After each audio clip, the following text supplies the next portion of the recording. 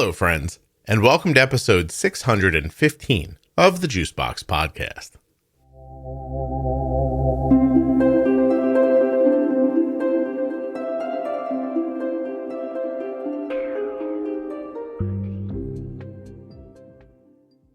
On this episode, I'll be speaking with Jaime. She is the mother of a child with type 1 diabetes. Today, we're going to talk about raising a child with type 1 when you have your own issues.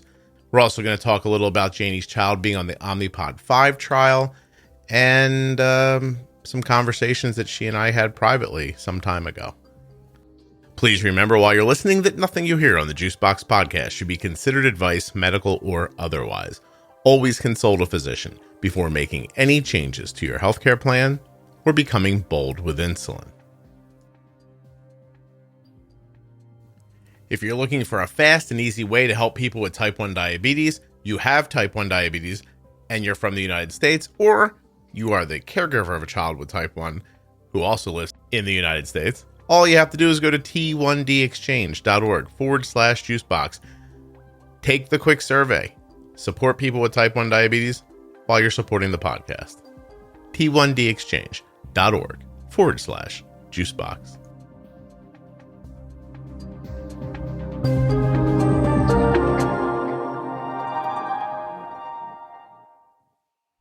This episode of the Juicebox Podcast is sponsored by the Contour Next One blood glucose meter.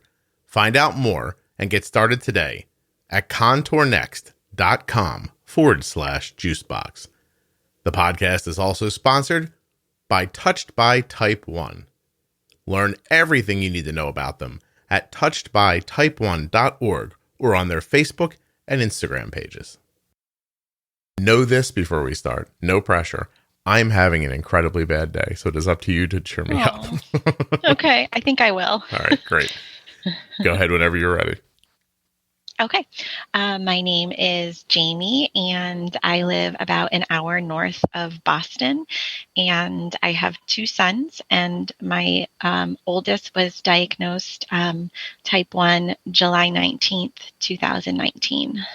Just 2 years ago. Oh, almost to the day. Yeah, almost to the day. Wow. So you are feeling it today, I would imagine, right? Having just gone past the anniversary of it? You know, I've been feeling it for a few months coming up, I think. So, yes, I've been feeling it pretty deeply. How was the arrival of the second anniversary compared to the first? It was much harder. So part of the reason I think, part of the reason I think I'm even talking to you today is to talk about like the PTSD that I went through after the diagnosis and what that looked like for me. I think that the first year I was sort of in survival mode and sort of, I'm going to be this perfect, caretaker, and he's going to have perfect numbers and this is going to be okay. And then it was like the second year that I was like, this sucks. This is forever. Oh, we're still doing this thing. Oh. Yeah, exactly. Oh, this is still going on. Yeah. So, I think that that is in the first during the first year it was like I had you, like you were like a bright light that helped me, and then also he was and he still is actually part of the Omnipod Horizon / Omnipod 5 trial. So I thought, okay, this is going to make things so much better, and it did. Both things helped so much, but like it's still here. So you're telling me that 6 months after Christmas, I'm sick of the tree. Like you just can't keep the joy. There's nothing that you want for that long now. Well, exactly. What is your expectation? Do you feel like you're going to have this like feeling forever, or do you believe it's going to go away? I feel like when my son was first diagnosed at the age of 2, so you have to remember, like it fell on completely on myself and my husband. It was just us. And I feel like, I never realized the impact that it would have. For me, when he was first diagnosed, this is something he's going to have to deal with for the rest of his life. This happened to him. This is heartbreaking. And over the past year, I realized that diabetes has entered every crevice of my soul. You know what I mean? It is not just a disease for my son. It is a disease for his brother, for myself, for my husband, for his grandparents, my parents. And I feel like what I need to do is what I'm hoping is that I can come to terms with that and accept that, and learn to maybe hold on more firmly to hope and less to control, if that makes sense. It does. So you're saying that you are at the moment in your mind trying to manipulate unmanipulatable things that may or may not happen in the future. How do you do that? Share with people a little bit some of the ways that you make yourself crazy trying to accomplish an unaccomplishable task.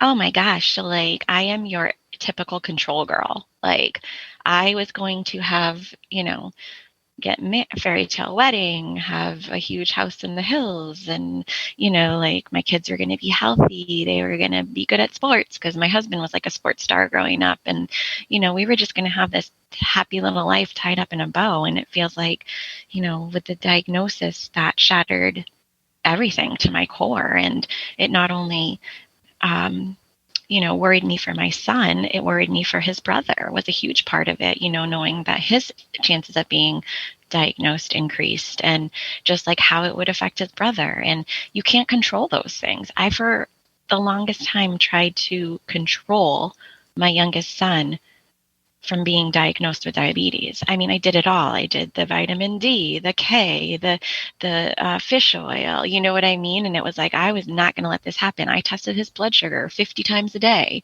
I was just living on a thread for so long. And it wasn't until I came to terms with the fact that I cannot control what happens, and instead I need to just embrace hope. Well, at least it was a rough go. At least your other child has amazing vitamin levels.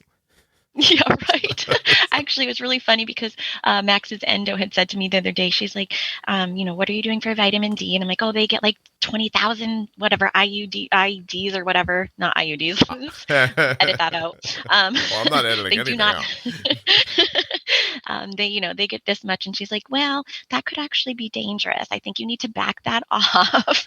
She was like, you can overdose. Yeah, you can get too much vitamin D. It has poor effects. How much were you using a day? I think 20,000 a day. I was giving them, and like much. These droppers. Yeah. So she was like, I want you to cut that back to like 3 times a week. And see, I even have a hard time doing that, even with her telling me.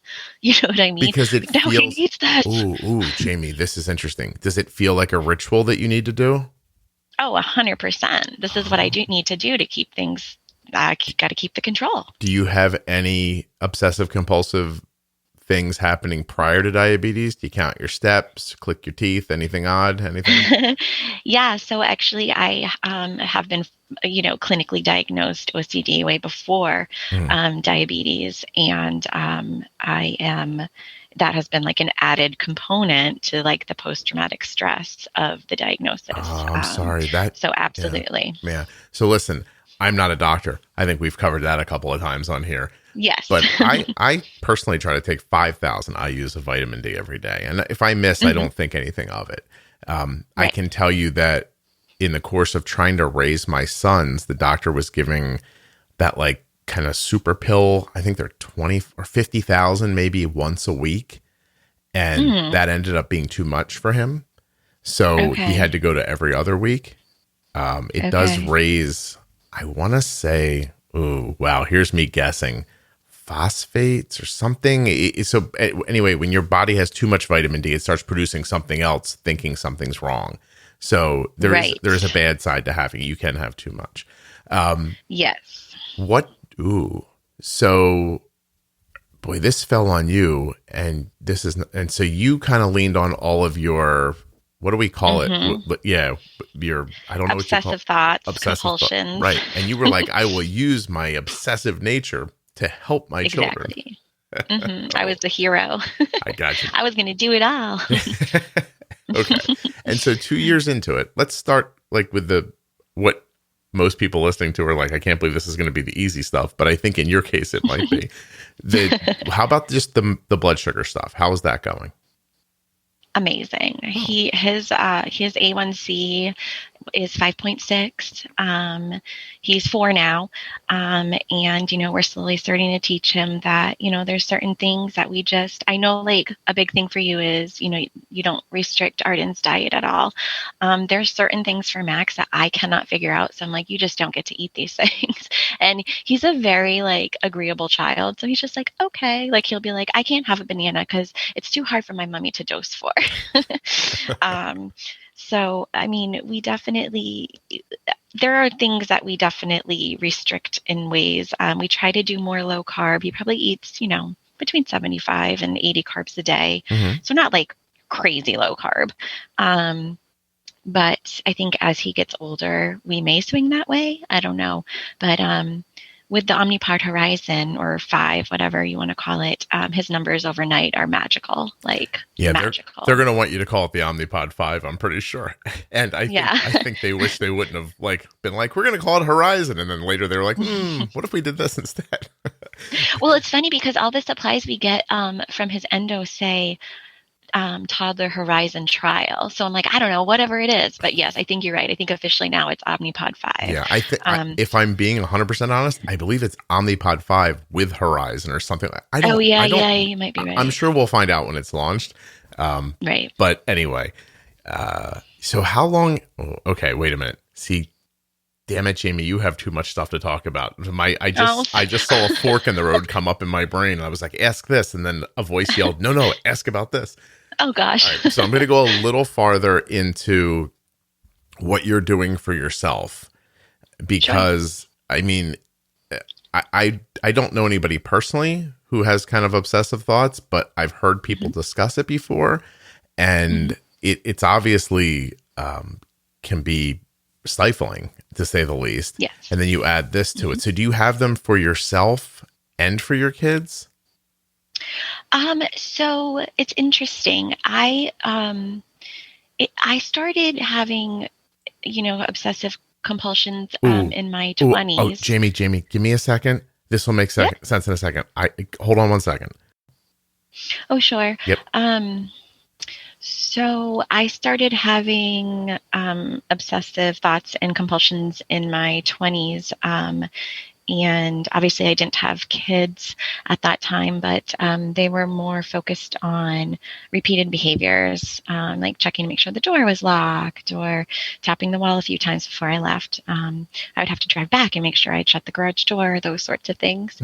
And they centered more around myself. And then once I had kids, they were lucky enough to be the receiver of some of those.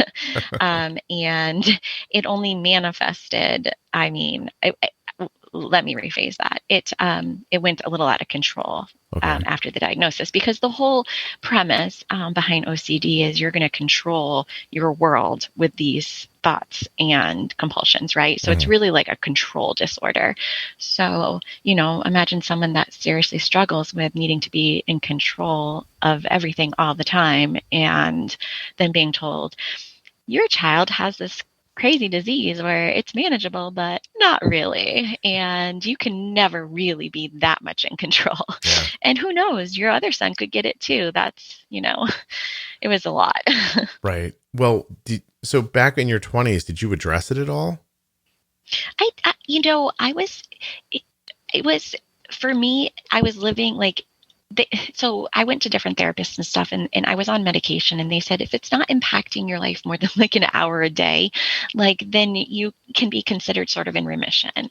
So I flirted with treatment and things like that, but it wasn't as big of an issue. It was the diagnosis, Max's diagnosis was the catalyst that sort of blew the whole thing up I didn't seek treatment for a while after he was diagnosed. I sort of lived in my obsessions and my compulsions until it got to the point where it was I couldn't live a normal life anymore. And it was, it was to the point where my husband was I really think you need to seek some sort of help. Right. So.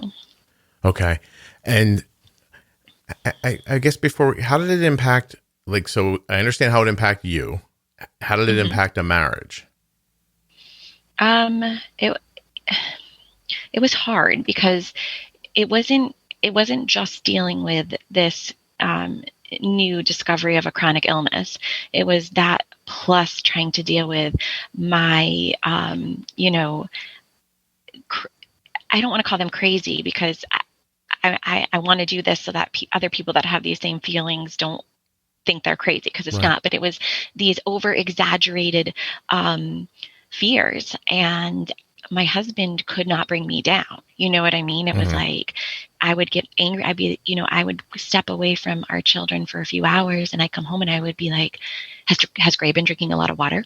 Like, and my husband would be like, no. And I'm like, well, how many glasses of water has he had? And he'd say, well, I don't know, Jamie. I didn't count his glasses of water. And I'd be like, why wouldn't you have counted his glasses of water? And then it would turn to like anger. You know what I mean? Right. So it was not just dealing with the stress of Max's diagnosis.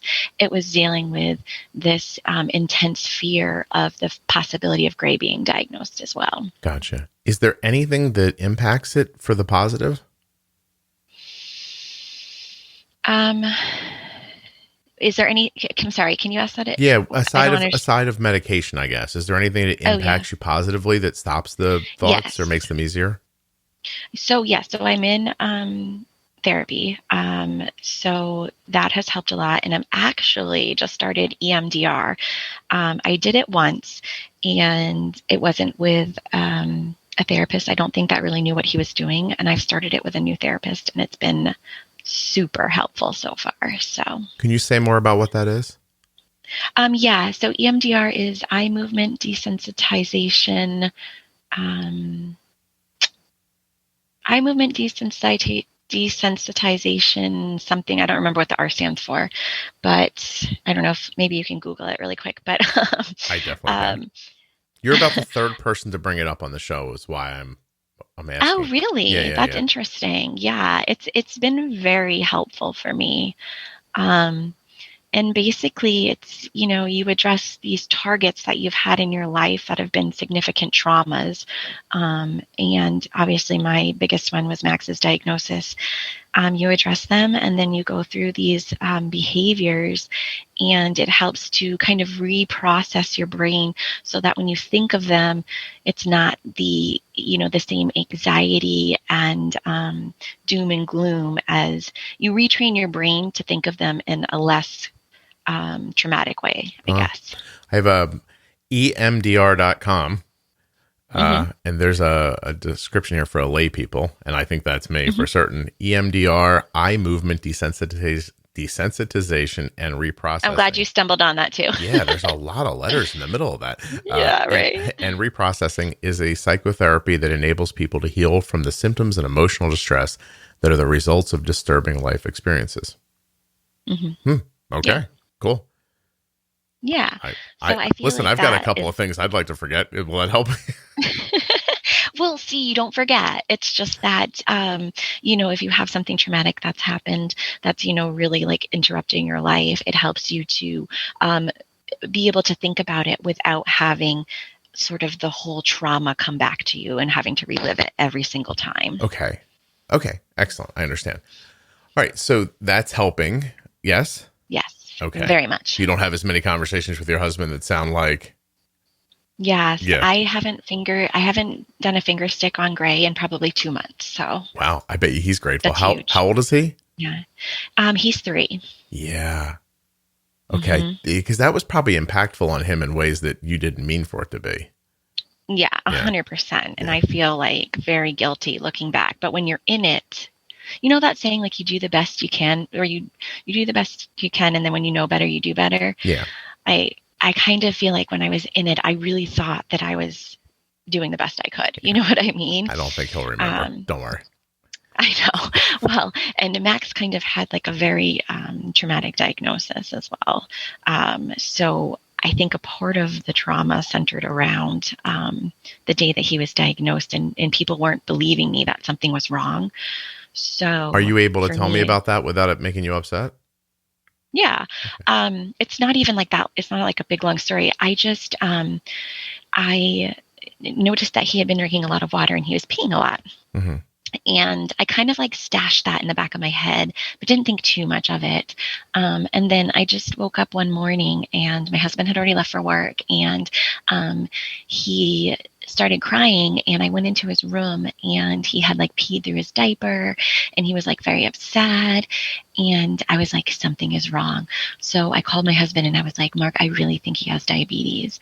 And because I had Googled it, Dr. Google. And my husband was like, no, he's fine. It's the middle of July. He's drank a lot of water. Like, this is just you doing your obsessive, like, crazy thoughts, Jamie, I have to tell you, when you said that, I thought if I was your husband, only having spoken to you for 20 minutes right now, I'd be like, there goes Jamie again. And I got to get back to work. So. Yeah. Oh, okay. So I can see how this could be like, you're the boy that cried wolf all of a sudden. Exactly. Right. And nobody would believe me. And so I continued to watch him down bottle after bottle of water. And I had to take my younger son in for some sort of an appointment somewhere else. And in that appointment, he was like, we had only been out of the car like 10 minutes. And he was like, Mama, I need some water. And that's when I told the receptionist, I'm sorry, we have an emergency. I have to go. I was like becoming unhinged. Mm-hmm. And so I called my mom and I was like, Mom, something is wrong. And she was like, well, why don't you just call the pediatrician's office, tell them what's going on, go talk to the nurse and see. So I called and the nurse was like, I'm sure nothing is wrong. And I was like, it was a Friday. And I was like, and I'm thinking for myself and my husband, like, if we have to go through the whole weekend, like, this is not good. So I was like, would you mind if I just brought him in, like, just to be safe? And she said, sure. So I made an appointment. I called my husband at work and I was like, Mark, you need to come home right now. Like, he has diabetes, like, this is happening, like, and so my husband, begrudgingly came home, and the whole way to the doctor's office, he was like, this is fine. Like, he doesn't have diabetes. Like, what do you want to do this weekend? Now I have the rest of the day off, Friday, baby.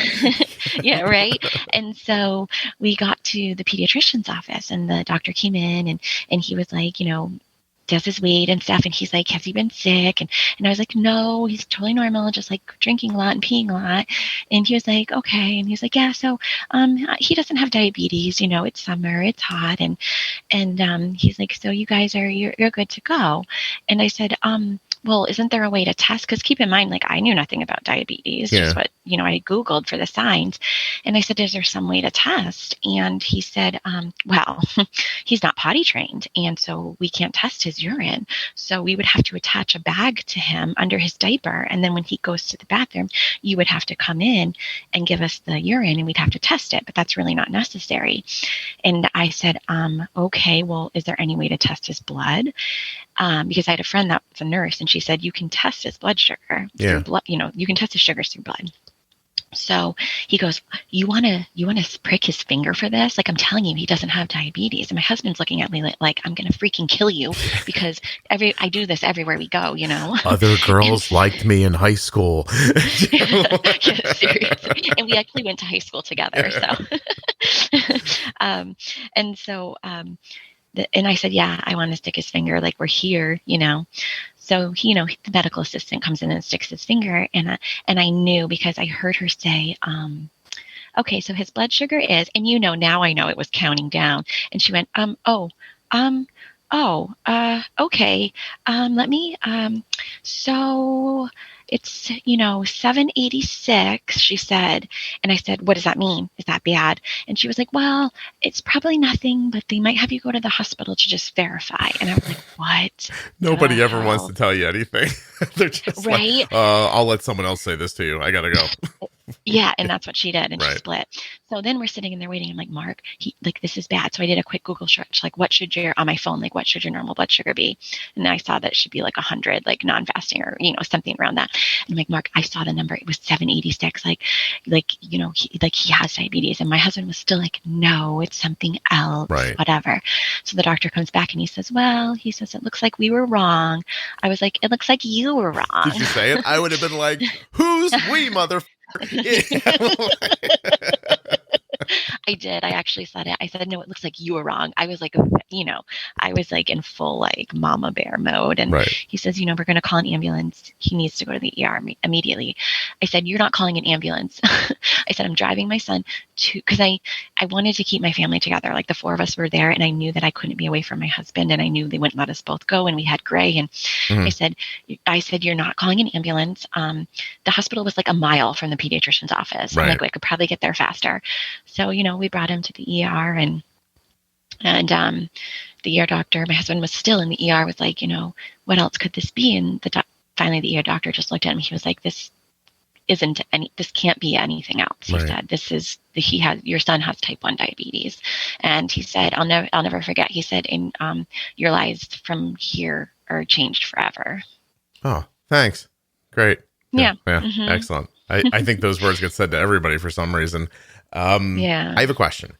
In the doctor's office, when your son has diabetes and you're all of that like obsessive thinking was confirmed as being necessary, was that bad? Was that bad for you? Scott, you are a very intelligent man. You hit the nail on the head. That's exactly. So once my obsessive thoughts were confirmed, it was like it took off from there. It was like I have to be hyper. So I have what's called hypervigilance now. So I'm a whole bucket of fun, but I have this hypervigilance of like, if I don't take care of my children, if I don't watch out for this, nobody else is going to. Right. And that's like, well, here's the interesting thing. Wow. I'm going to feed into this for you. I think you're right. I just don't think it should make you tortured. Right, because I can't control it. Yeah. There's a difference between understanding the reality of the statement and doing things that are not valuable in the pursuit of supporting the statement, I guess is what I mean. So listen, when my son climbed on a school bus when he was 5 years old for the first time, we went back into the house. Kelly took the day off to see him off for school the first time. We went back into the house, and Kelly's like, he's going. And I just started crying. I was like, well, first of all, I'd been with him for 5 years, every minute of his life. That's the one thing. Right. The second thing was this. I started doing like backwards math. I'm like, who gets a job driving a school bus? Like I'm like, it's only in the morning and the afternoon. How much could that even pay? And you're like, so who's doing that? And my wife's like, retired people or people who need part-time work. That I'm like, I don't know. Like that doesn't make any sense. Like, why would they do that? And then, who are these teachers? You know what I mean? I was like, these are just people who want the summer off. And you were spiraling. Right. I was just like, you've got to be kidding me. I said, I have just taken the thing I care most about in the world that I can't replace, and I've handed it off to strangers, literal strangers. And one of them's driving a tank with my son in it right now. Right. Like, what are we doing? But the point has to be, and I know this is a tough pill to swallow, especially if you're in your situation. Every once in a while, a school bus crashes into something and some kids die. And it's a horrible tragedy. But that cannot stop children from going to school. Right. And it can't make you sit at home thinking constantly, what if, the craziest example I've ever come up with on the show is that every once in a while a frozen urine falls out of an airplane and like breaks somebody's roof of their house or something. Like you can't live your whole life wondering if frozen urine is going to fall on your head. It's exactly because it's probably not going to. And if it does, you take the necessary steps. And if it gets out to the end of your control, that is what's going to happen. And it'll be incredibly sad if something terrible happens, and it will probably change you forever. But you can't allow yourself to ruin all the time that exists in your life worrying about what if frozen urine falls on my head. And, just if it hits you, be like, I be damned. I got hit with frozen urine. That's insane.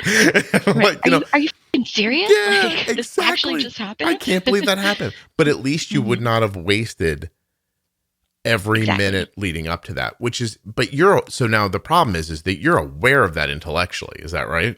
Absolutely aware. Absolutely. Yep. Got it. But it's hard to deal with. Okay. All right. It is. It's very hard, but I'm getting there. Well, good for you. It's very brave of you to tackle, because it would be easy, I imagine, to just devolve into it and just rant and rave at people. Like, I can't believe you're not worried about the ant I saw in the backyard and what it could mean for earth sciences and the end of time. Right. Right. And it could be anything. You know what I mean? It's just what my mind has chosen to place it on is diabetes, because it's the easiest thing. Obviously, it's the scariest. But really, it could be anything, And I don't know if you remember this, but I remember when you were helping me one day, I texted you like frantic, and I was like, I tested Gray's blood sugar and it was exactly 100 when he woke up this morning, and it's supposed to be under 100. Does he have diabetes? Like, tell me, does he have diabetes? And you're like, what are you talking about? Well, let's get into the rest of it now. I appreciate you going over all this, but let's move into the other stuff, because I think we have some kind of fun stuff to talk about. This is a weird episode, and other things. So let's just tell everybody, what do you think is going to happen right now? If you were listening, Jaime, what would you expect to happen right now on the show?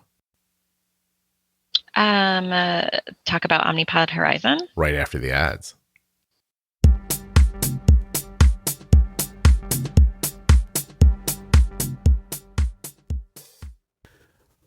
Well, I couldn't schedule it well enough for the Omnipod ad to come up on this episode, so don't be disappointed, because I'm still going to tell you about something amazing. The Contour Next One blood glucose meter.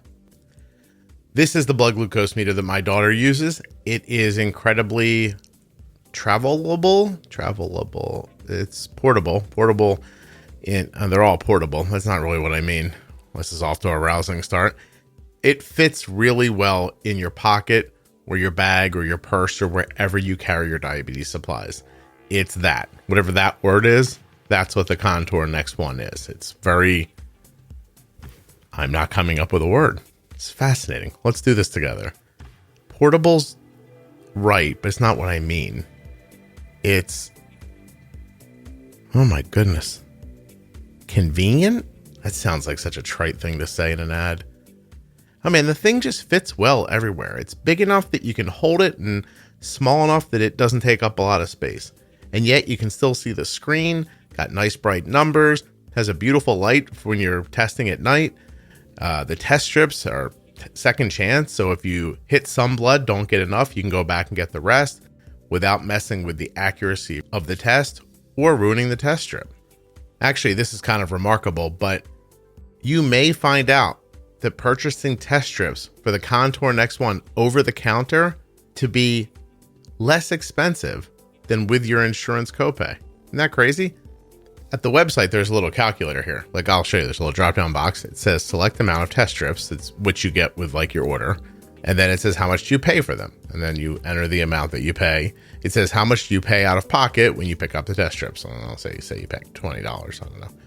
Then you just push calculate, and it tells you if you'd be better off buying them with your copay or with cash. It's nice. It's handy. And there's all kinds of information here about the meters and the test strips. I'm telling you right now that contournext.com/juicebox is one of the most valuable, easy to use websites that I've ever seen. And look, I know you're like, Scott, we've been talking about a blood glucose meter here for like a minute and a half. What are we doing here? Well, you need a good, accurate, reliable blood glucose meter that you can see in the dark. You need one that travels well with you and that isn't going to break the bank. But most of all, you need it to be accurate. And the meter you're using right now may not be that accurate. But the Contour Next One, it is. contournext.com/juicebox. Spend a few minutes today doing something simple and valuable for your health. Last thing, don't forget to jump over to touchedbytype1.org. They have a mission. It's to elevate awareness of type 1 diabetes, raise funds to find a cure, and inspire those with diabetes to thrive. And a little birdie told me that their big in-person event is coming back in 2022.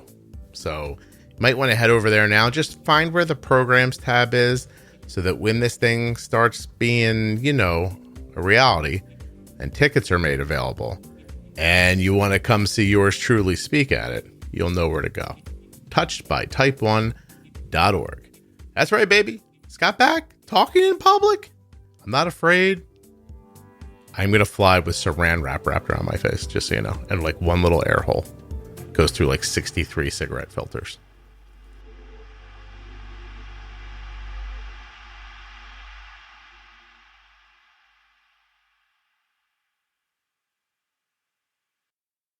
Why don't you remind everyone, and by everyone I mean me, how we met, because I meet a lot of people and I want to make sure that what I'm thinking of is what I'm thinking of. Yeah. So I was in a super dark place. I could not control, like, he had a decent A1C, just because like he was going low a lot, but I mean, he was up and down, up and down, up and down. And I was like a crazy person trying to manage his blood sugar. Like, I mean, think of your worst nightmare. And that was me. And it was taking every sense of my energy, my power. I was like, it wasn't a life. And I had listened to one of your podcasts before, and I don't know. It was like in the beginning when I was first diagnosed and there was so much, and I kind of was like, yeah, I'll go back to that. You know what I mean? Like, I thought you were funny. Like, I was like, yeah, I could listen to that, but there's just so much other things I need to do. And I was driving home one day from work and I was just sobbing, like, I don't know if you've ever done this, but like sometimes on the interstate, I'm just so like, I turn off the radio and I just cry. And I was sobbing and I was like, what am I going to do? And something in my head said to reach out to Scott Benner. Now, I know you're going to think I'm crazy, but that is what something in my head said. It said, reach out to Scott Benner. He will help you. Now, I had only listened to one of your podcasts. I followed Juicebox on Facebook and stuff, but like, I'm like, so then I started arguing with myself and I'm like, he's not going to help you. You are a nobody. And like, you've listened to like 4 of his podcasts, and so, but they kept nagging at me. So I sent you a message on Facebook and I said, hey, I'm having a really hard time. I think I have PTSD. Do you have any episodes? And you wrote me back and you said, check out this episode. And I was like, okay, you know what, brain, I reached out to him and nothing happened. That's it. And then like maybe 2 hours later, after I dismissed it, you messaged me back and you said, don't worry, it gets easier. And that was probably your biggest mistake, because then I unleashed. I'm like, it's so hard. Like, my son is 2, or no, at the time he was still 2, I think. I was like, he's 2 and I don't know what I'm doing and I just want the best life for him. And so of course, you being Scott, you were like, send me a graph. So I sent you a graph and you were like, your basal's weak. You're not doing a long enough pre-bolus. And then you said, do you want me to follow him for a couple of weeks? I can help you. And I was just like, oh, like the sky is opened. And I was like, yes, I would like that. Don't make me sound too philanthropic, because you also told me you were using Omnipod 5 in a trial, right? Yeah, I think I did. Yeah. So I was like, ooh, I would love to see how this works. Yeah. Actually, you're right, because you had said like, your basal's too weak. And I had said something like, well, I can't control his basal because he's in the Omnipod trial. Right. And you said, okay, well, let's give this a go. I can help you and I can also learn about the trial. Right. I think that is, yeah. Not that I wouldn't have done it otherwise. Like there's an interesting thing for people listening, because please do not send me 1,000 messages today. I know. But so when messages come, there's a randomness to whether I can answer or not. So I'm a real person. Right. Like I'm not just sitting here, and I have children in a home and all that stuff. And I have a wife who sometimes says, are you helping these people instead of me? Like, like stuff like that. So if I see the message and it coincides with my ability to answer, then I can answer. I sometimes see messages that I don't answer for weeks or, more. Yours must have just randomly come at a time that I was able to answer, because you could see what could happen. Like once somebody has the feeling of like, oh, I have a connection now, then the tap opens, and now I'm like, ooh, like when you send that message back, I'm like, oh, geez, I shouldn't have answered her. You're like, stay away from me. I made a mistake. Unread. Yep. Is that a button? but no, but it's not that you don't want to. It's that there becomes Sure. time, and then suddenly I don't want to give somebody like half-assed attention, right? Like, so if I'm 100%. going to talk to you, I'm really going to talk to you, and if I'm not, if I can't, Mhm. then I can't. So Sure. I was happy to do it, but I mean, Mhm. honestly, the Omnipod 5 part was intriguing to me. So Yeah, so it worked for both of us, which was amazing. It was a yeah. symbiotic relationship. I remember standing out front of my house at one point with headphones on, like talking to you for a while, like trying to Mhm. get something straightened out. So we made some small adjustments. I don't remember what they were anymore. Mhm. And I think just probably reinforced ideas about when to use insulin and stuff like that. Is that how you remember it? You gave me the power to give insulin when he needed it. Like you let me know, like, you don't have to wait 2 hours. Like, if your son is 150 double arrows up, like, you can bolus him. Like, that's okay. And I knew that was okay from listening to the podcast, but like having you there watching his numbers, like for the first few days, you literally would text me and say, I remember you said, like, let me know when you give it food. And I was like, this is a person. You're like, this is how my mind works. Like, and you're like, let me know when you input food. And so, you just kind of like, I copied what you did basically for the first 2 days. Right. And, like, you gave it to, you basically walked me through it. And then I just copied what you did, and it's worked ever since. Yeah, I'm glad. It's the tools are really important. The steps are super important. Understanding why is important, but the timing of it is hard to teach.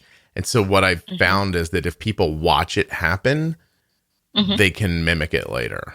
And then eventually 100%. That's what, yes. And then eventually it becomes like, now you're not doing things without understanding why anymore. 100%. And you know what else is it gave me? Like you showed me how to do it so that it was less of I have to think about this all the time. Like, I just know what to do and I do it. You know what I mean? Yeah. And it's no longer like, what am I going to do? Do I give it? Do I not? Like, So even on an algorithm, people should understand. And I've never seen Omnipod 5 work in person. I've never used it, not so far. I think I will soon, but I haven't so far, other than this interaction with you. But it's still, pre-bolusing is still a thing when you're on an algorithm. Oh, 100%. Yeah. It doesn't work for food. It's not, you're still using, Novolog or Humalog, it's still, so it takes a while, and it doesn't know when you're eating.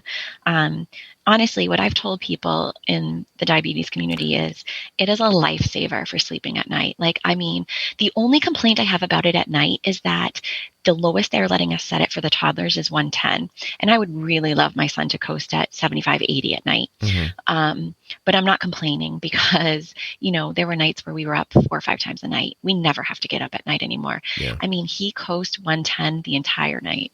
Yeah, but that's amazing. And I'm assuming and I'm hoping that.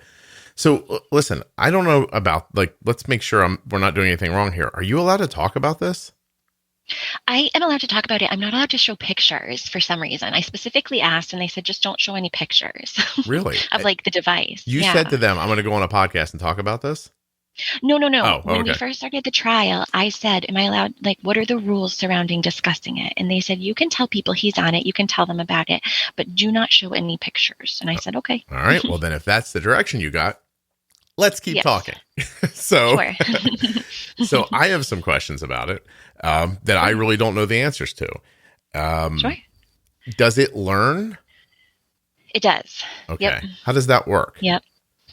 So once you first, okay, where do I want to start with this? So when you first put like it on, it's just the dash, and when you first put it on, it starts to, you have to input what you think the basal rate for your child should be, or yourself if you're diabetic. And then it makes adjustments based on the history of, like, okay, you're going low this time of day, we're going to back off on insulin a little bit. You're going high, we're going to up your basal this. So every hour is a different basal that it gives you based on its memory and the history of what your numbers have looked like. Wow. That's pretty amazing. And that works out. It is. It works out at night. During the day, I mean, I hope I don't get in trouble for saying this. I don't know that I see too much difference because there's so many factors. There's excitement, there's food, there's exercise. You know what I mean? It can't know about that those it can't things. learn. Right. Yeah. Well, it also can't know, right? Like if you're going to get super Right. excited out of nowhere, it doesn't know that's about Right. to happen. It would Exactly. need time for that, which is also illustrating why the pre-bolusing is still important. You're basically telling it, look, I'm going to eat in 20 minutes. So, Right. or whatever your pre-bolus is. And so if you could tell it, hey, look, I'm going to get super excited in 20 minutes. My blood sugar is going to jump up. Then it might be able to help. But that's always going to be a limitation of these things. It's just the unpredictability of your life. So what do you do in that situation? If like adrenaline hits or something, you just bolus? Yeah, you have to bolus. Or, if adrenaline hits and it's normally a time when he's higher, you have to, in the system gives too much, you have to juice or, give a glucose tab. So you can still see lows sometimes during the day when you're being aggressive with other blood sugars? 100%. Okay. All right. Yes. What's the stability, the time and range like? So, so our time in range is around like 90%, but you have to keep in mind that like even before the development, our time in range was like 80%. You know what I mean? What is your range? So I think, what is our range of time right now? Yeah. What's the range you're looking at? Like what's the low and the high of the range? Oh, this is how they said it is 180. Okay. So I see. So 70 to 180. And the other thing too is we may let him sit at, if he's 68 coasting, I'm not giving him glucose, right. But they're counting that as low, Yeah. And something like a 68 that kind of rises back up again. Mm-hmm. Does the algorithm, I assume in that situation, takes away basal to get it to come back up? It does. It's always trying to get it to 110. Does it make all of its decisions with basal? There's no bolusing?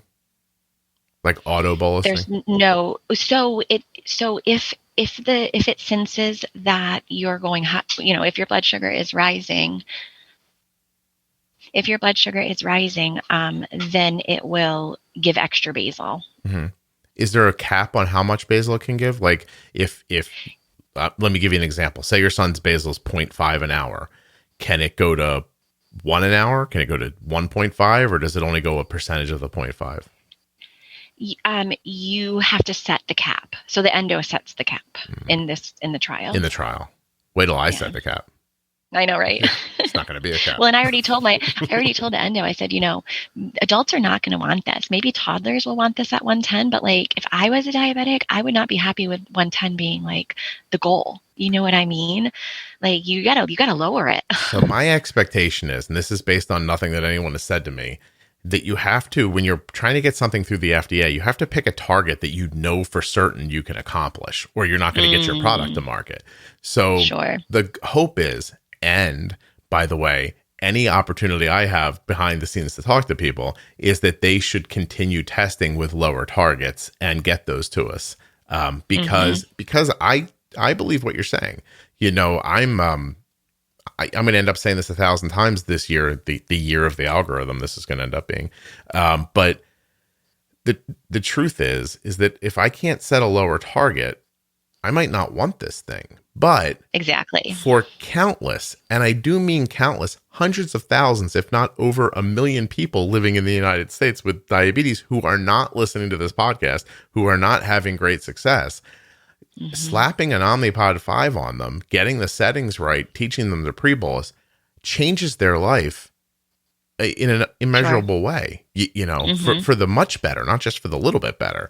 And so there's a difference between people who want 75, 80 overnight and stable, and people who are just going to be like, do you know my A1C is 6.3?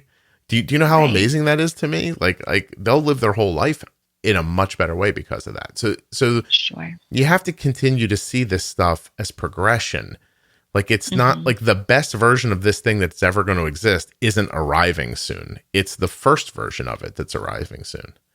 And you have to be patient with that. And that's, I'm not saying that because they're a sponsor. I'm saying that because I think my daughter might end up using it, and it's how I'm going to have to see it.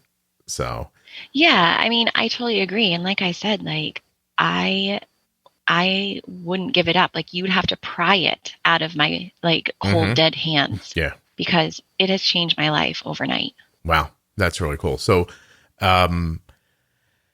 what's the learning curve on it? Like, if you didn't meet me, you were in a tough situation because so tell people a little bit about that. You were in a trial where you weren't supposed to be touching things, but you couldn't stop yourself. By the way, Jaime, I'm remembering our conversations more and more. I remember by the time we were done, it's funny, I didn't know about the OCD, but I thought, if Jamie's husband goes and my wife goes, I'll call Jaime. Like, you were cool. You had like a nice vibe about you. You know what I mean? Right, so, and we could probably definitely make a baby with diabetes if we needed to. So, yeah, right. but no, I remember really enjoying talking to you. And, and at the time I recall saying like, well, I think this needs to be more. And you're like, I'm not allowed to touch this stuff. So tell people about what it's like being in a trial first. So you have very little control, like and for a good reason, they're trying to, test out these devices or whatever you're in the trial for, and they need you to do what they tell you to do. But for me, I don't want to say I wanted better, but I wanted more in, normal glucose numbers for my son. And so they're telling me, you can't do this. And I'm saying, well, yes, I am going to do this. And my husband was super worried, again, gritting his teeth, like, you're going to get us kicked out of this trial. And I'm like, Mark, I said, I don't honestly, like, if I have to choose between Scott Benner and the trial, I'm choosing Scott Benner. And I said, I have to learn what I need to do to get my son in the best place where he can be health-wise. And as much as I love like this horizon, this will be available to us within a couple of years. We can get it then.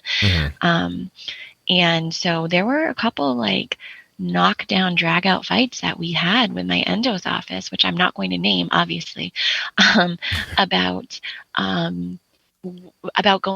bolusing, changing the basal rates, because you can go in and change it, and then the system thinks, okay, we need more, you know what I mean? And tightening carb ratios, and it was hard there. There was a lot of like push and pull for a while. And I think basically what happened is our endo just kind of gave up on us and said, okay, well, they're like, all right, well, you're a lost cause. So they're just going to do it.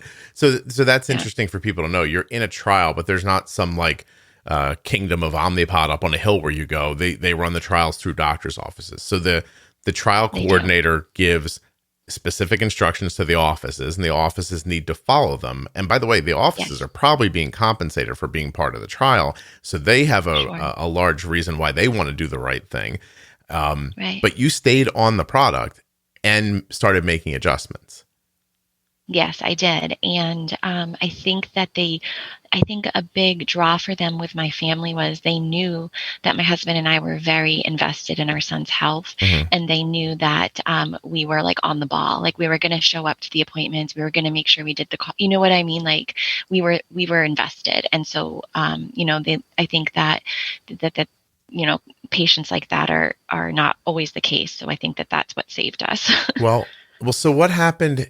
What happens after you make the adjustments? And if I'm remembering right, like it was basal, and did the insulin to carb change too, or no? So after I made the adjustments, we changed the basal and we changed the insulin to carb, and they called me like the next day, and they were like, whoa, what's going on? Like, we hopped on today and we saw. And like he had like a minor low, and they're like, this is why you can't do this. Like, he can't have these lows, and I said, we're figuring things out. Like, give me a couple days, you know?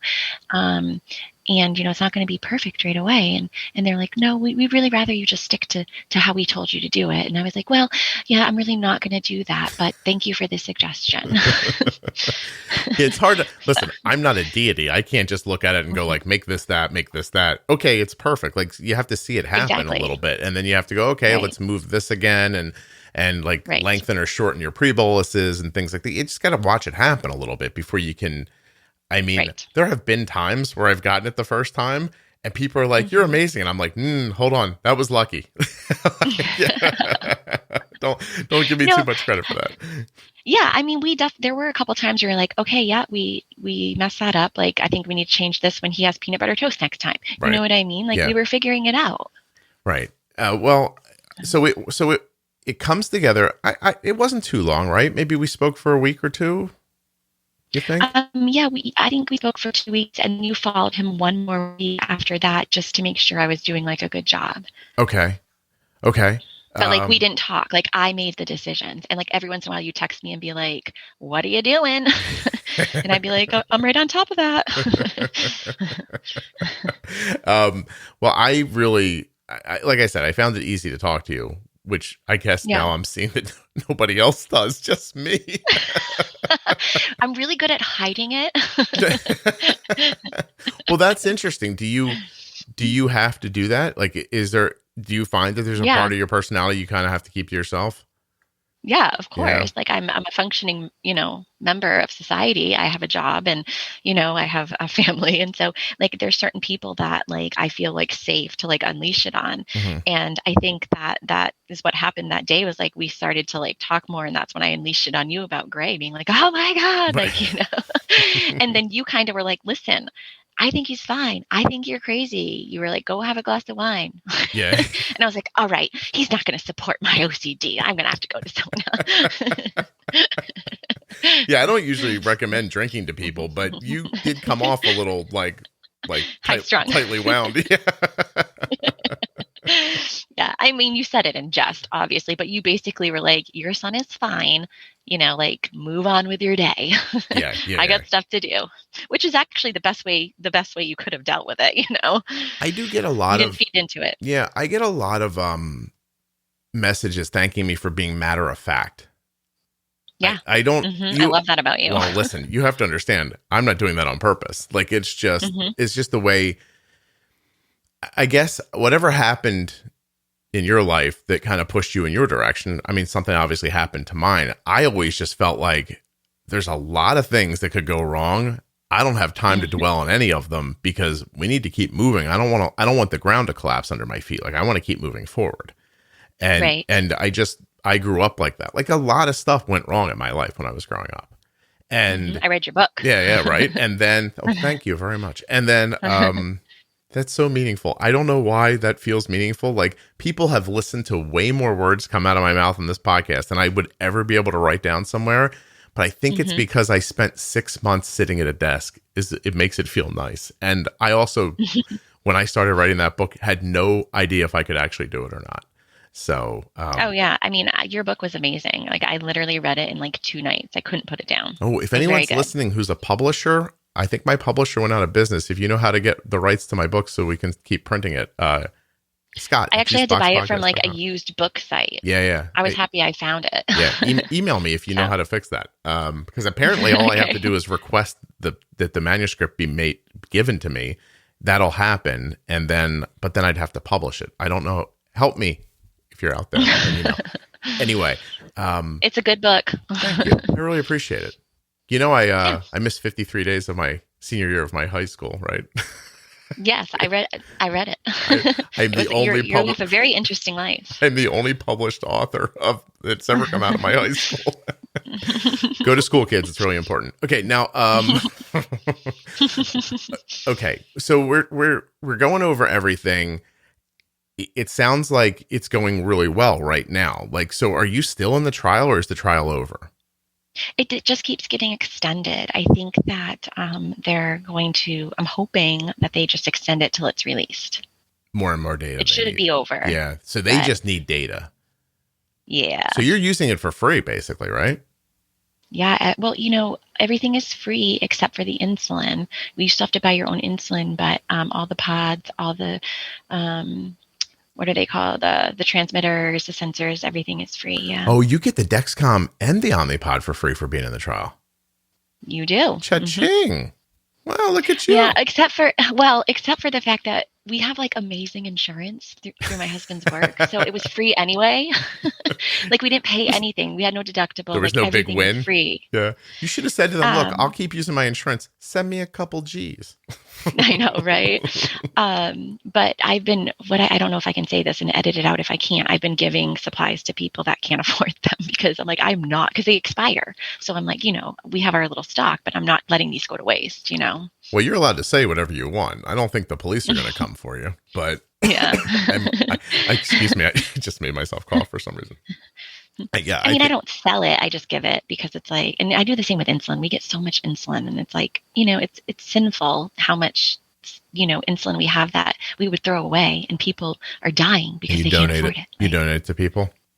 Yeah. That's very nice. I don't think that is uncommon in the diabetes community. So I don't either. Yeah. If you end up in diabetes jail over this, I'd be surprised. Plus you have not really said your last name, so it doesn't matter. You need to bail me out then. Yeah. Oh, no, yeah, I'll come and get you. But if you start talking about your problems, I'm going to leave. Deal. You make so much more sense to me now that we've had this conversation. I'm sure I do. Wow. And your husband's with you and all? He hasn't left? No, he's a trooper. My mom and dad and my family call him, his name is Mark. They call him Saint Mark. Yeah. You probably just throw a lot of sex at him when he looks upset. Well, probably more than I probably should do more. It's funny that I have a child with type 1 diabetes. I have a lot of stress. It's the only thing I can think of in that situation. I'm like, what would make me go, she's high strung, but whatever. The kids look like her and I like her, so we're gonna stick. No, not that you should bail on somebody for having trouble, obviously, but sure. Yeah, I'm just teasing. No, I know. Yeah, I understand. So day to day, do you find yourself still worrying about your other child? It creeps in, but it's nowhere near what it used to be. Cool. Certainly. That's really great. I mean, how could it not? I would love if you have a listener that says, I never worry about that, Like, I want to talk to them. Like, how? Yeah, I mean, I worry about it. So I don't think, if my children have any kind of problems, like it impacts me in like I would say a couple of weeks ago, my son was going through a thing and I started losing weight. Because same, that's what I do too. Yeah, I stopped eating. I was worried. I stopped eating, like stuff like that. So, I don't listen, if you can get through life without that happening to you, like good for you, but congratulations. Yeah. I'm too attached to these people. Like I really want them to be okay, in a way. And, there's, I won't bring it up like a name because I'm not going to pack it with details, but there's someone that, in the diabetes community who's having a real medical issue now, right? Like a really like life-threatening medical issue. It has nothing to do with diabetes. It's a person you know about and you see their life online. And it's a dire situation. And it just, beyond the compassion that you can feel for that person and you have those thoughts like, how could that happen? And, like all this stuff. To me, the end of it is, in my mind, is, well, it could happen, I guess. Like it's incredibly unlikely, but it could. And I need to live like it's not going to, but not be unprepared for if something goes wrong, because things are going to go wrong. And, when you're living with autoimmune diseases, I think your odds of things going wrong start going up. And, you know what I mean? Like, is everyone going to have like a crazy autoimmune disease that you hear people on here talking about? Like, no, but it's going to happen to one of you. Like one of you right now is listening, who's not having another problem, is going to wake up with celiac or a thyroid problem or something like that one day. And you need to have the wherewithal to be like, okay, well, let's learn about this and figure this out and then incorporate it and keep moving, because there are no other options, in my opinion. Right. So there aren't. But that's if you've never struggled, the first struggle is tough. And if you pretend that's going to be the last struggle, then the next one's going to be tough as well. Yeah. Totally does that make sense? Like, just, you got to be like prepared, vigilant, but not so much so that you're ruining your life.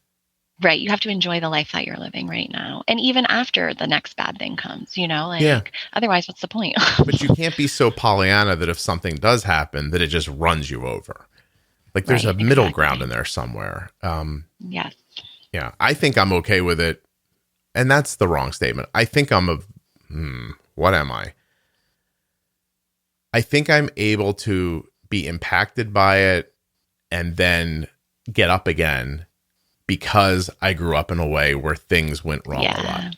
Mm-hmm. Like I used to worry about my kids. Like they're growing up better than I did. Like there's times where you're like, should I throw something in front of them so that like they have to climb over it? Yeah. But you know what it turns out? For most people, something's going to happen. So you'll get your speed bump somewhere. Everybody gets something. That's what I always say. Yeah. Yeah. We were just talking about this on another episode recently. It might not be health. It could be finances. It might not be finances. It might be bad family, like, relationships. Yeah. 100%. But I'm not going to lie. I have thrown up that Hail Mary to God, like, please, if there's somebody else in my family is going to get it, please let it be me and not my second son. You know what I mean? Like, you make those deals with like the universe, like, just give it to me. You get to the end and you're like, I've done everything I can. I'm going to just say this out loud in case. Yeah, right. In case after his listening. like 6 vial of vitamin D oil, I'm like, okay, this is it. Well, you also my last thing. You also open yourself up to things that aren't valuable when you start really reaching and being worried. Like, how do you know the difference between, like, when Dr. Benito comes on and has I don't know if you've listened to that thyroid episode, but it's a master's class on thyroid. And, yeah, I did. Right. Mm-hmm. And she's amazing. And she'll say things like, you could try this, or, if I forget, like something about milk thistle, if you're having a problem or something like that. And how do you know the difference between someone who knows what they're talking about saying something and a friend of yours on Facebook who's like, if you take the strawberry essential oil and mix it with the mint, you know what I mean? Yeah. Your hair will grow better. Mm-hmm. How do you know where the line is? And by the way, if you're getting some benefit from essential oils, if your life is better because of them, I ain't judging you.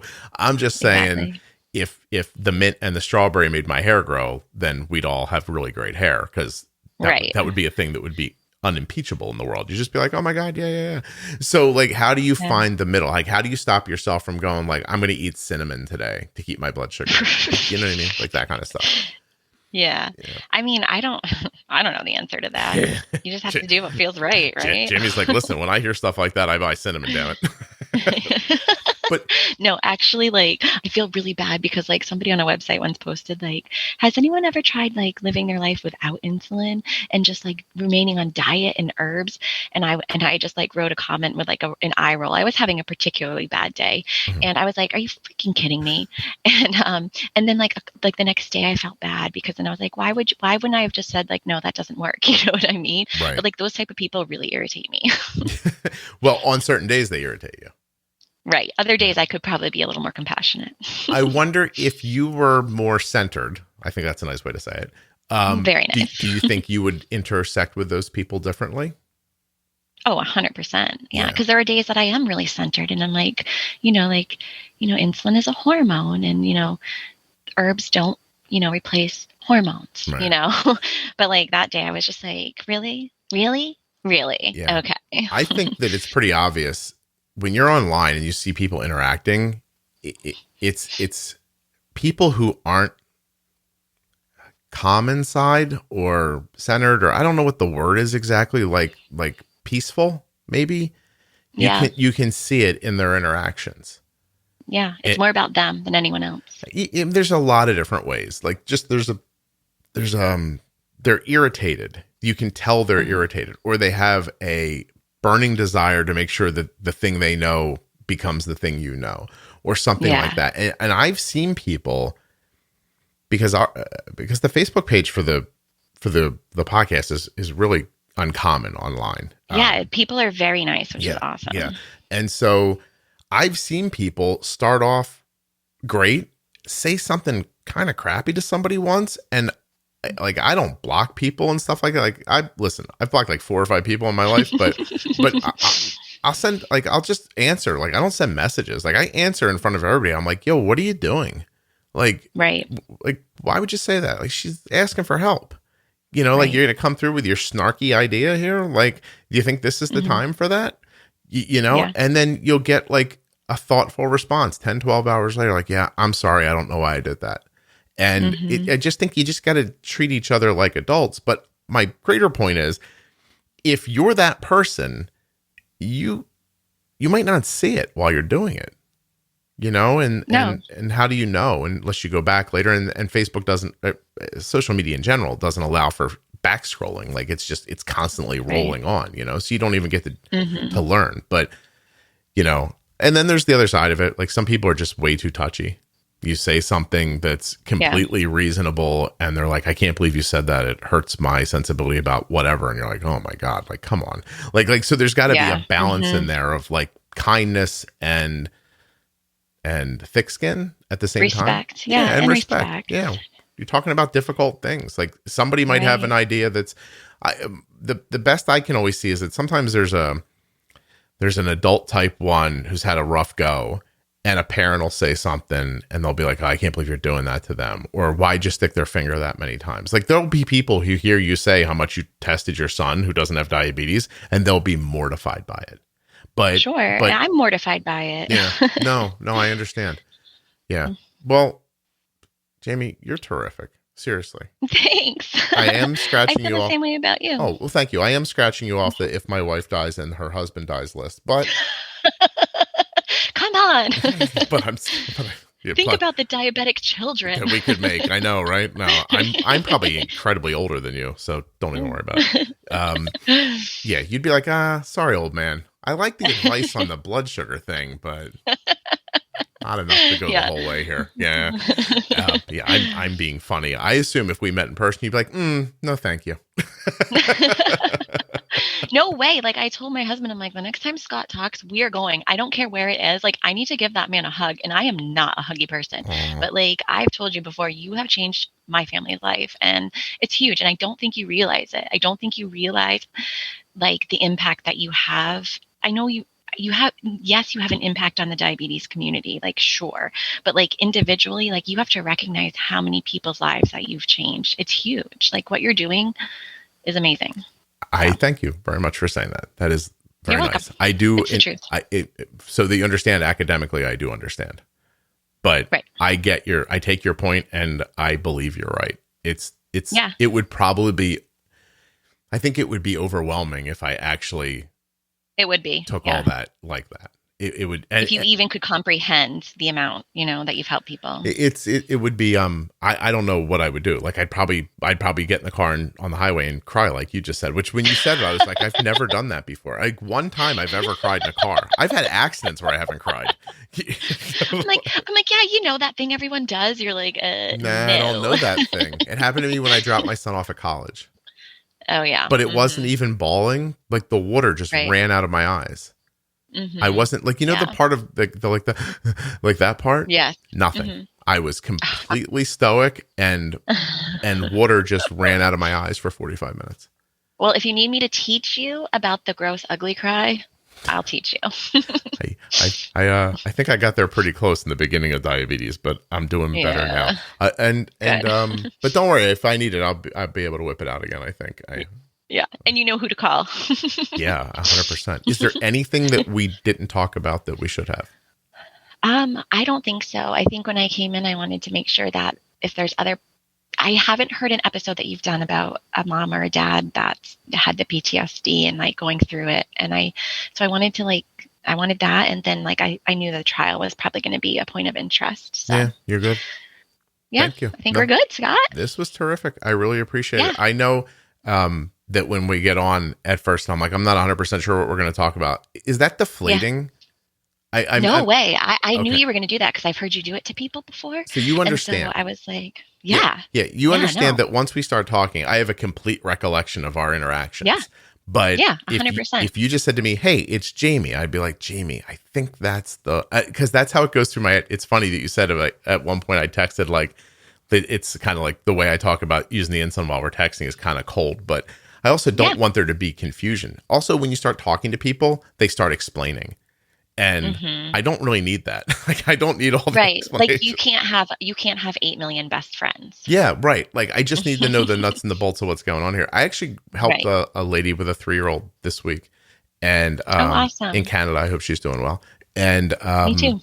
and at the end, I said to her, I said, we were done, and I was like, hey, you were very good at this. Thank you. And she said, yeah, I've heard you talk about it on the podcast. I did not want to overwhelm with details that you didn't need, because there's a moment when we start where I ask a lot of yes or no questions. And if we're texting or even on the phone, I'll ask the question. And if the answer comes back bigger than yes or no, I'm like, no, shut up. No. I go thinking in my head, like, don't tell me your theories right now. I'm compiling data. Like, after I compile my data, then we'll chat, Yeah, and I got that sense for you. One part of my personality is I'm very good at reading people, and I got that sense from you. And I'm like, you know what? Like, I am going to do whatever this man needs me to do, that he will help me. So You were super kind afterwards. Like, I've never received so many kind notes and gestures like as I have from you. Like, you tried to send, I had to stop you from sending me things, right? Yes, you did. You did. My husband was on board too. Like, you changed our lives, and like, that's not a small thing for me. You know what I mean? Like, Oh no. yeah, absolutely. And I try, like, I'm not a big poster on social media, but I go onto Juicebox and I post his graphs every so often. I don't want to be like a bragger, but I want people to understand, like, this is life changing. You need to listen to this. I'm glad. But I mean, you were physically going to send me like supplies, Yes, supplies. I was. Yes. And and then you were like, you're crazy. well, can I be honest with you?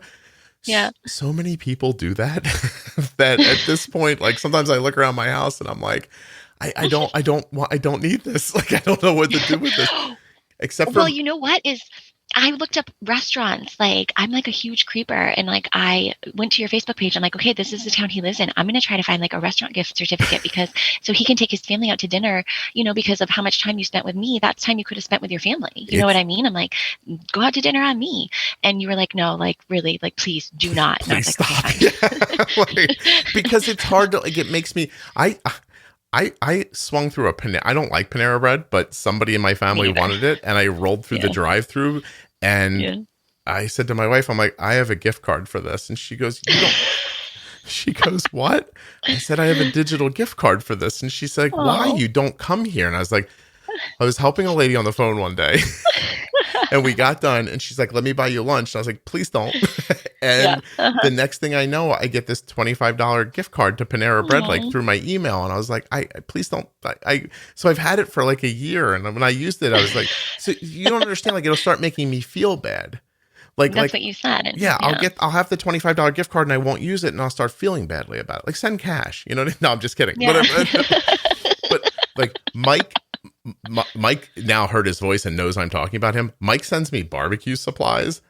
That stuff I really like. But if he sends like a flavor and I don't like it, then I feel bad. I feel bad then. And I can't, I don't want you guys to send me stuff for the same reason I didn't want a dog. It's not because I don't want a dog, and it's not because I don't want to be responsible for a dog. It's because that every day I don't live up to my responsibility, I feel bad about it. Right. Like, I don't know what's wrong with me. Maybe I need some eye movement therapy, or, a time machine to go back and find some people who would have been nicer to me, or whatever. But I can't take too much of that. But what I told you before was, you need to understand, and look at me, we're lecturing you, that people want to reciprocate, and it's not a friendship, but it's a relationship. You know what I mean? And people want to feel like they're showing their appreciation. So what I did, because you're not the only person who badgers me, is that there's one person in particular that was very helpful explaining that to me privately. And it was probably me. No, I'm just kidding. It actually wasn't. I know who it was. And she made the point to me that it's something people need to do, and that it's kind for you to let them do it. And I was just going to say, you need to be more gracious about it. Yeah. Well, I feel like I am being gracious by telling you don't worry about it. But what I didn't realize was that then you are left with an incomplete feeling. Yes, and it's not so much about you as it is about your listeners. So I didn't. So that's a weird leap to make in your head, because the extension of that is, you're going to send me something, or you're going to give me money, and it took me a long time to figure out that meant like closure for you. Like you felt like a loop was closed. And so I started a buy me a coffee site. So oh, good. yeah. And that's been really nice. Where is that? Why has that not been like advertised? Well, what am I going to do? Scott, I'll buy you a coffee every day. I don't want to, it's a hard thing to do. Like to say, hey, here's my buy me a coffee link. Why don't you send me some money? It's a very weird thing to say. Why don't you text me or email me the link and I'm going to post it on Juicebox? Well, hey, everyone. We love Scott. So let's buy him a coffee. 2 weeks ago for my birthday, someone made a post like that and said, hey, let's everybody buy Scott a cup of coffee for his birthday. Oh, I missed it. And by the time it was over, like we started having, like I started seeing the money like move up and I was like, what am I going to do about it? Like now I feel bad. Like, right. And now it's moving up. And I said to people, like, they're like, somebody asked what I was going to do with it. And I said, you know what? I have a really crappy chair that I make the podcast in. Like maybe I should buy a great chair. So I am sitting now in a really nice, super comfortable, super supportive, very expensive chair that was completely paid for by people who had that feeling. And I am very comfortable with that. Like, and maybe it's because they're smaller amounts. Like, do you know what I mean? Like people put in $5, $10, like a couple. I have to be honest with you. Sometimes it would ding in front of me and it would be like, somebody bought you 10 cups of coffee or, became a member of the site and they're going to send money every month. And I'm like, I never expected anyone would do that. I just thought I'd set it up and then I'd make it like available. And like, here, if you feel this, like I thought I would tell a couple people. And then somebody posted it on their own and it just exploded. So I'm so glad that you finally like accepted that, because that was my one bone I had with you, is like, really, like I need to show my appreciation. Like that's the way American society works. Like, you know what I mean? Like, you were irritating at the end. I remember. I know. But in a really lovely way. I'm going to go send you 1 million cups of coffee. So there. Well, they're $5 a piece, so be careful what you promise. And anyway, now that we've gone all through this thing, I feel like I'll be a douche if I don't just say it. It's I think it's so funny that I really don't know. Let me look real quick. Oh, that's hilarious. Of course it's with that. It's buymeacoffee.com/juicebox. And I have started putting the link in the show notes. I figured people could just find it without asking me. And that way I wouldn't have to feel badly every time somebody asks. But buymeacoffee.com/juicebox. Got it. That's it. So anyway, it's not the point of all this. The point of all this is that you have obsessive thoughts and Omnipod 5 looks like it's going to work great for people. So agreed. So thank you very much for doing this. Yeah, absolutely. I had an amazing time. Me too.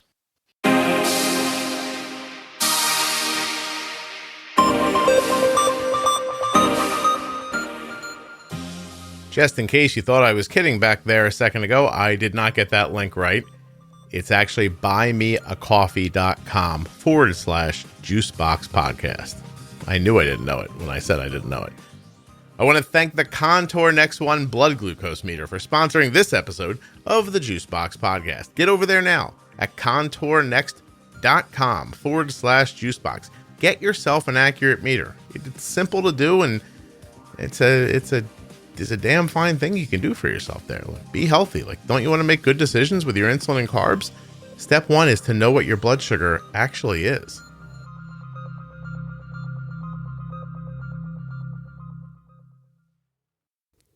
If you're enjoying the Juicebox Podcast, please share it with a friend or someone else who you think might enjoy it. Like, for example, your endocrinologist, nurse practitioner, lady across the street, person you see in traffic, anybody really. Honestly, I'm just looking for you to share the show. But more specifically with people who have type 1, type 2, use insulin, doctors, pharmacists, those types of people. Those types. Thank you so much for listening.